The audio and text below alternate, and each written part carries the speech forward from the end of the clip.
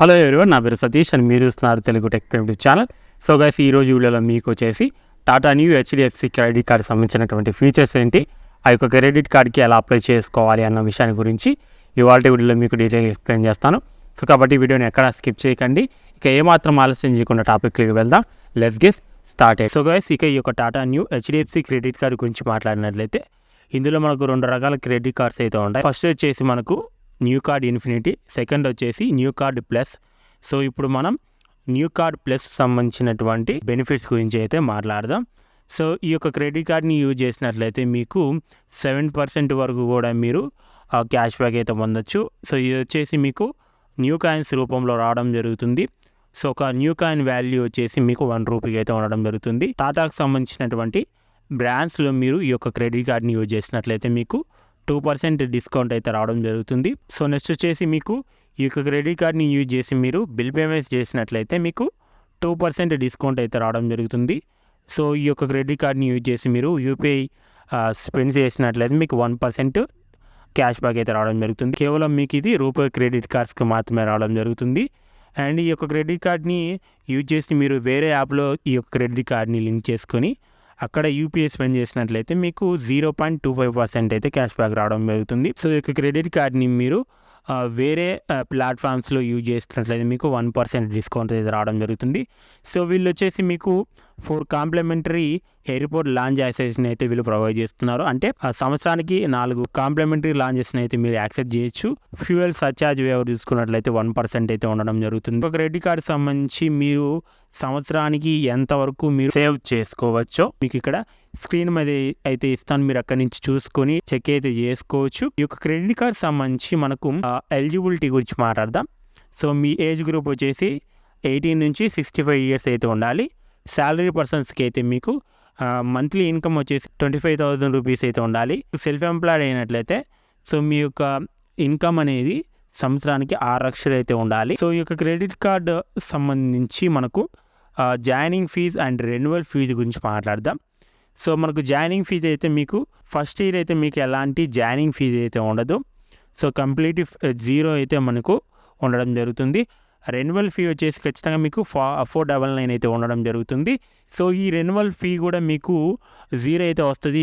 ఎలా అంటే సో మీరు సంవత్సరానికి 1,00,000 దానికంటే ఎక్కువగా మీరు స్పెండ్ చేసినట్లయితే మీకు రెన్యువల్ ఫీ కూడా మీకు ఎలాంటి ఛార్జెస్ అయితే చేయరు. ఈ యొక్క క్రెడిట్ కార్డ్స్కి ఎలా అప్లై చేయాలో ఇప్పుడు చూద్దాం.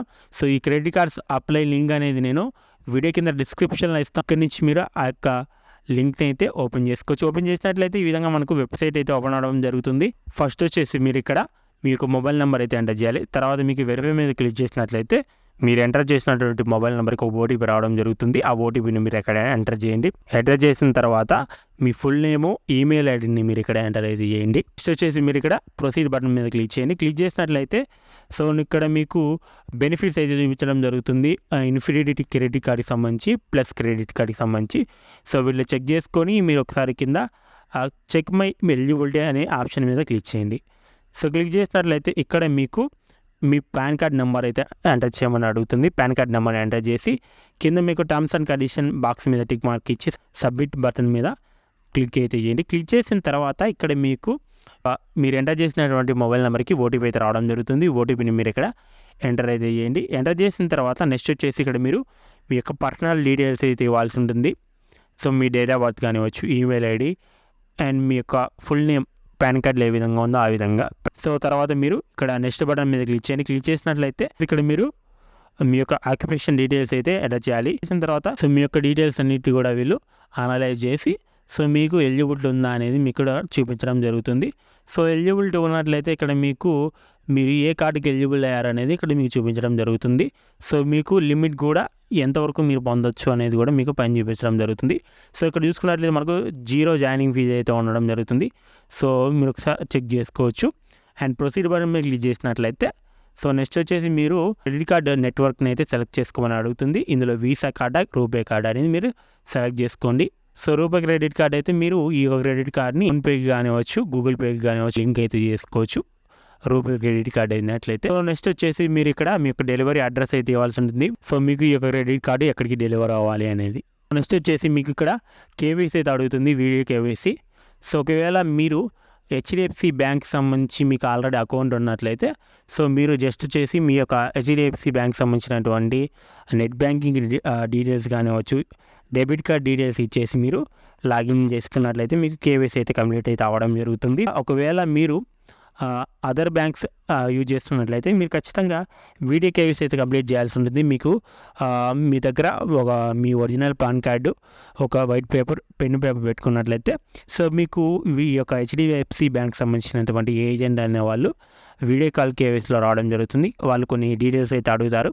ఆ డీటెయిల్స్ని మీరు చెప్పాల్సి ఉంటుంది. చెప్పి మీరు ఆ యొక్క వీడియో కేవైసీని అయితే కంప్లీట్ చేయాల్సి ఉంటుంది. చేసినట్లయితే మీకు ఇక్కడ అప్లికేషన్ నెంబర్ అయితే జనరేట్ అయితే అవడం జరుగుతుంది. సో ఆ యొక్క అప్లికేషన్ నెంబర్ ద్వారా మీరు ఆ యొక్క క్రెడిట్ కార్డ్కి సంబంధించినటువంటి స్టేటస్ని అయితే మీరు చెక్ చేసుకోవచ్చు. అప్రూవల్ వచ్చిన వెంటనే మీకు డిజిటల్ క్రెడిట్ కార్డ్ అనేది మీకు రావడం జరుగుతుంది. సో వితిన్ 5 to 6 daysలో మీకు ఫిజికల్ క్రెడిట్ కార్డ్ కూడా మీరు ఇచ్చినటువంటి అడ్రస్కి అయితే డెలివరీ అయితే అవ్వడం జరుగుతుంది. సో గైస్, ఇది వీడియో నచ్చితే లైక్ చేయండి. అండ్ ఈ వీడియోకి సంబంధించి ఏమైనా డౌట్స్ ఉన్నట్లయితే కింద కామెంట్ సెక్షన్లో కామెంట్ చేయండి, తప్పకుండా రిప్లై అయితే ఇస్తాను. అదేవిధంగా మీరు మన ఛానల్ని సబ్స్క్రైబ్ చేసుకోకపోయినట్లయితే సబ్స్క్రైబ్ చేసుకోండి. So thanks for watching and జై హింద్ గైస్.